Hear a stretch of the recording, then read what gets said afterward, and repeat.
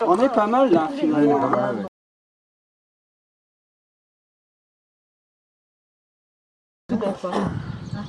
D'abord, quand on décharge des alvéoles, il faut faire attention aux nouveaux venus. Ils arrivent, ils n'ont pas les consignes. Et moi, j'ai eu des alvéoles cassées comme ça. Parce qu'ils arrivent tout frais, je viens aider, ils dégagent. Et attention à ceux-là, parce qu'ils n'ont pas écouté.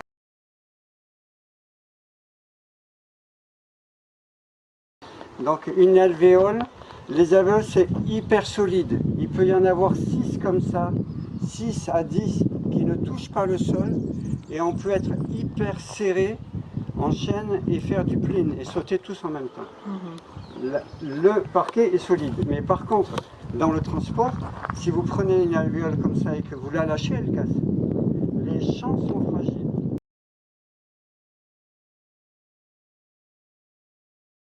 Associations. Et il y a quelqu'un un jour qui a eu cette idée de venir avec des embouts étoilés. Bon, ils ont pu jeter toutes les vis, hein. Ils me les ont rachetés. C'est des embouts hexagonaux, c'est du T4. Voilà. Et pas autre chose. Alors, vous avez acheté 3 embouts, c'est des embouts longs, c'est pratique parce que quand on enlève la visseuse, on enlève l'embout. Si on prend des embouts classiques sur porte-embout aimanté, là, pour que ce soit long, pour qu'on voit ce qu'on fait, c'est bien que ce soit long. Et bien, une fois sur deux, l'embout, il reste dans la vis. Au bout d'un moment, c'est fatigant, hein, à la 200e alvéole. Voilà. Voilà, on y va.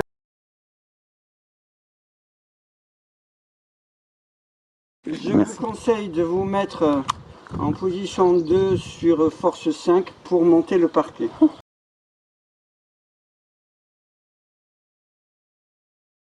Le titoulet, j'en parlerai au moment voulu.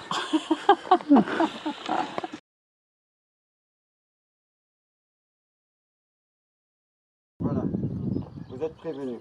Quand vous posez, vous prenez une alvéole pour venir ici, dans le cadre de la lutte, c'est pour ça qu'il existe le parquet miel, de la lutte contre le travail inutile, rien ne sert de prendre une alvéole si sa place n'est pas...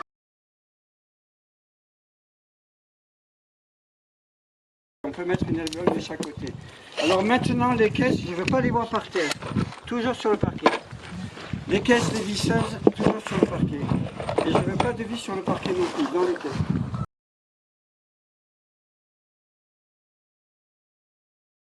Approche-toi d'ici, approchez-vous, je vous explique comment tourner le connecteur. Le connecteur a des trous pour les vis, là, ces 3 trous. Ouais. Ces écrous, on ne s'en sert pas du tout, c'est juste pour attacher les balles. Il y a 3 trous où on va mettre les vis. Le problème, c'est mettre le trou de l'écrou en face. C'est pour ça qu'il y a des positionneurs, 1 au centre et 3 au bord. Pour nous aider. Pour vous aider, le positionneur du centre se met à l'angle là, ici, c'est ça l'angle, là. Et il ne se met pas là. Moi je vois des gens qui cherchent là, ils peuvent chercher 100 ans. Hein? Il faut que le positionneur soit au bord et que celui de droite soit au bord. Et là, quand vous avez ça, ben, le trou il est pas loin, on le voit à l'œil. Et là, on le visse. Voilà.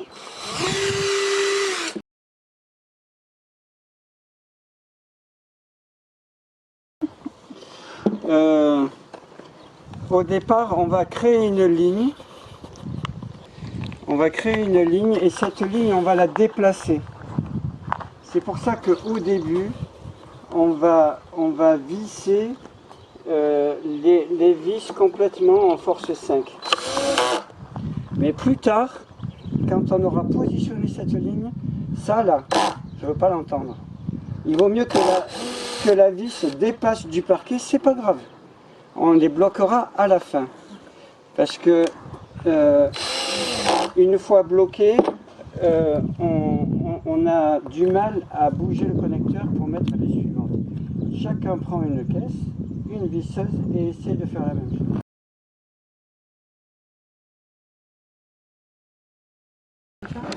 Alors, on peut amener une alvéole suivante quand les 2 vis sont mises de là où on va raccorder.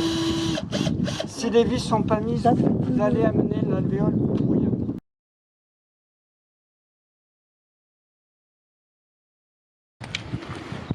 Quand on met une nouvelle alvéole, on commence par la fixer à l'autre. Les premières vis qu'on va mettre, ce sera celle-là. Voilà.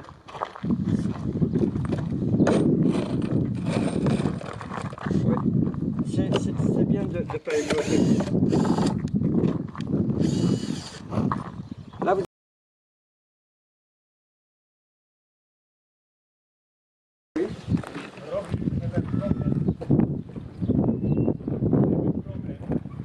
Ça fuit?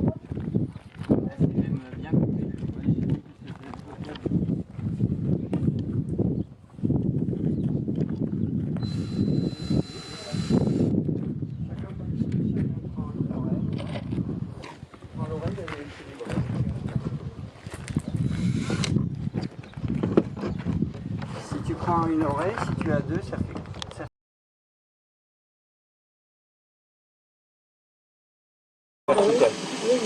Mais si tu ne fais pas tourner le connecteur, tu ne trouveras pas le trou.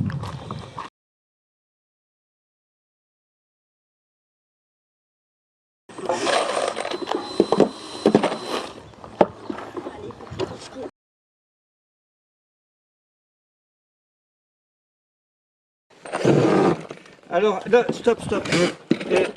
Excellent. Ça, c'est vraiment un exemple.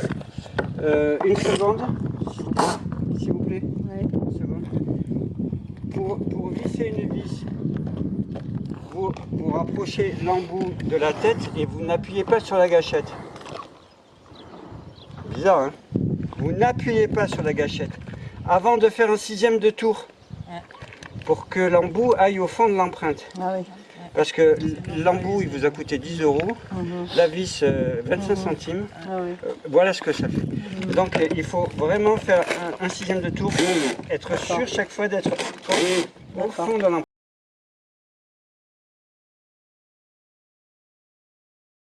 On va pas au fond là, hein, André? Si, c'est de là. Si, c'est de là encore parce qu'on va transporter cette ligne jusqu'au fond. Ah, j'ai pas entendu. Alors là, il faut visser. Là, il faut visser. Il faut visser parce qu'on va la transporter.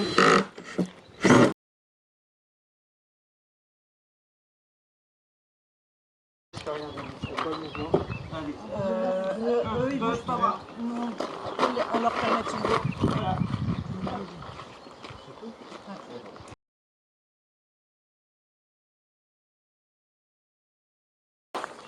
Il faut redévisser parce qu'il faudra qu'on les réemboîte. Il faut redévisser les vis là qui sont là. Tout ce qui a été vissé après. Donc tout celles qui sont ici qui font attention entre alors ici.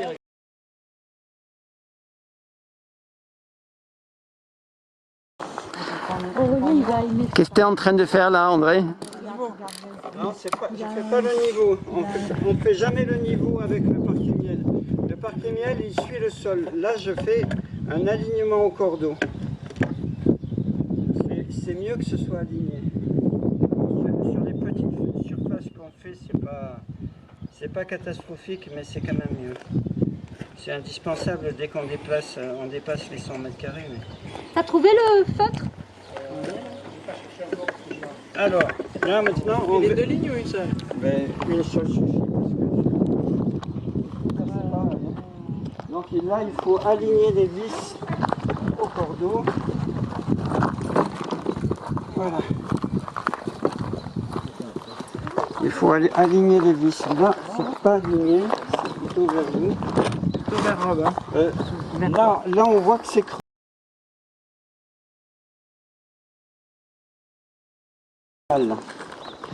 Alors maintenant, on a fait cette ligne là. Ouais. Et on va faire les lignes suivantes de chaque côté. Ouais. Et pour qu'on puisse être nombreux à travailler, on commence toujours une nouvelle ligne le plus au milieu possible. Ça fait 2 équipes.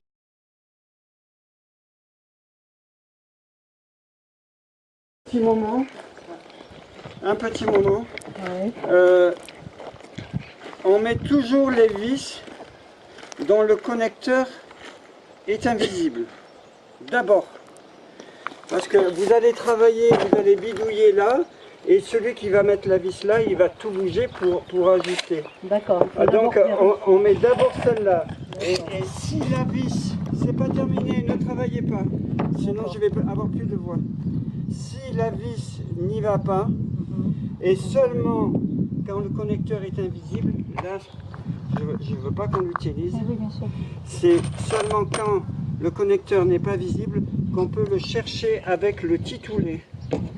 C'est un outil, c'est unique au monde, c'est le seul à s'appeler le titoulet. Ça sert que pour le parquet miel. Voilà.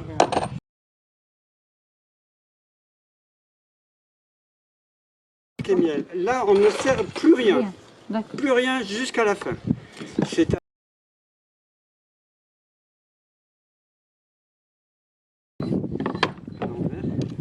on va vraiment mettre les vis bien verticales.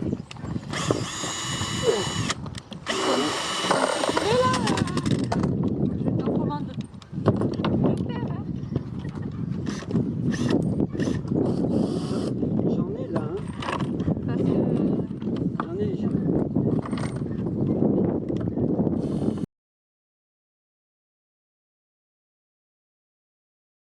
Il faut vraiment mettre les vis dont les connecteurs sont invisibles d'abord, parce qu'il arrive parfois qu'un connecteur est mal positionné.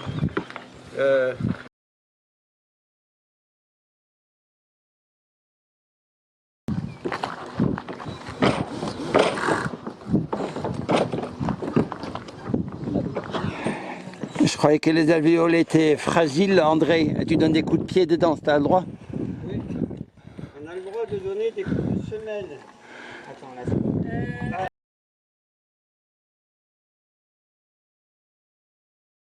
Là, Le chef. Tu vois, là, tu peux chercher longtemps, regarde. Mets-toi ici, là, en face. Voilà, mon premier enseignement, c'est le positionneur à l'angle et celui de droite. Ah, c'est celui de droite. C'est celui de droite. D'accord. Tout droit, donc tu peux chercher longtemps. Ah oui, c'est celui de droite. Il ne servira à rien du tout. C'est lequel qu'on dit? Parce que le centre, ça c'est lequel? Ils sont tous identiques. Ils sont tous symétriques.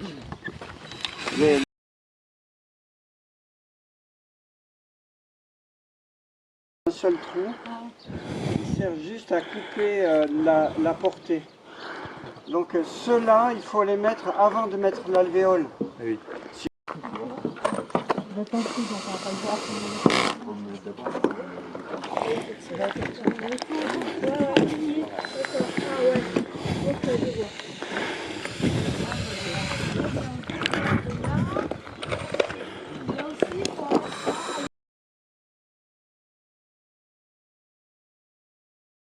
Alors, comme pour les lignes d'alvéole normales, il vaut mieux commencer au milieu des bordures chaque fois.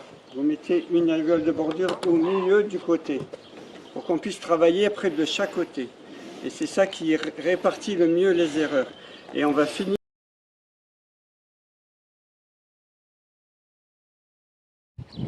Et pour mettre le connecteur qui va relier deux alvéoles de bordure, ça se fait en deux temps. D'abord, je vais vous donner une technique pour mettre la vis et après on positionne seulement le connecteur. Alors pour mettre la vis, vous voyez, le trou il est là, le trou de l'écrou, le trou de la vis est ici. On aligne avec le positionneur central. On fait un alignement de planètes, là, les trois. Et c'est comme ça qu'on va trouver le trou. On se met bien droit, bien en face, sinon vous allez y passer un quart d'heure. Vous vous mettez pas comme ça, hein. Vous vous mettez là, vous vous alignez bien, et vous enfoncez pour les mettre en face jusqu'à ce que le positionneur soit en bord d'alvéole. Là, vous cherchez, et une fois qu'il est dedans, vous mettez la vis. On bouge un peu, on fait. Voilà. Et une fois que la vis est mise,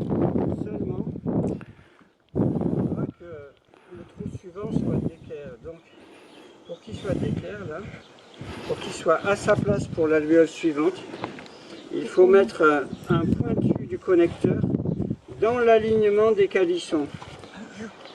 Vous voyez cet alignement, cette ligne-là. Mais il faut mettre le pointu, là, dans l'alignement. Et là, vous serez d'équerre, vous serez à peu près bon pour l'alvéole suivante.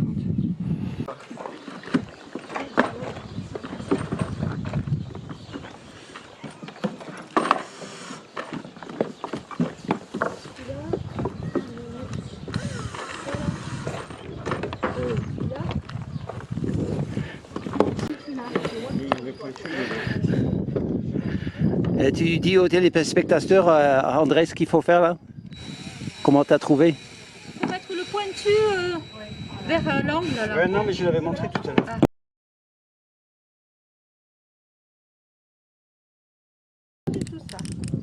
Alors maintenant, vous vous mettez sur 12. À 12. Sur 12 et vitesse.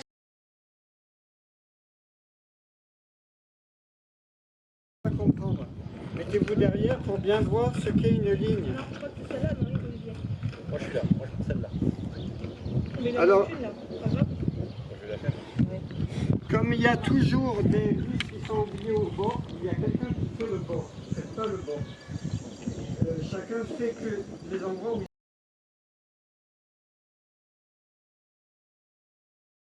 Il se trompe de la vallée. Vous avez vu le cœur comme il est joli?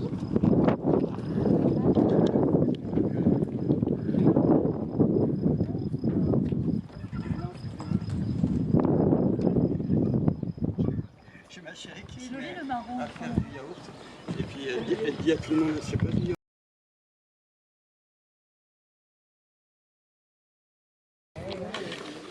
Le top du top pour le démontage, j'anticipe déjà. Outre le coup de balai avant de commencer à démonter, si quelqu'un a une petite soufflette sur air comprimé là. Ah, il faut voir avec Dominique. Voilà, venir souffler les têtes de vis, vous allez en économiser parce qu'il y a des petits graviers qui vont au fond. ça.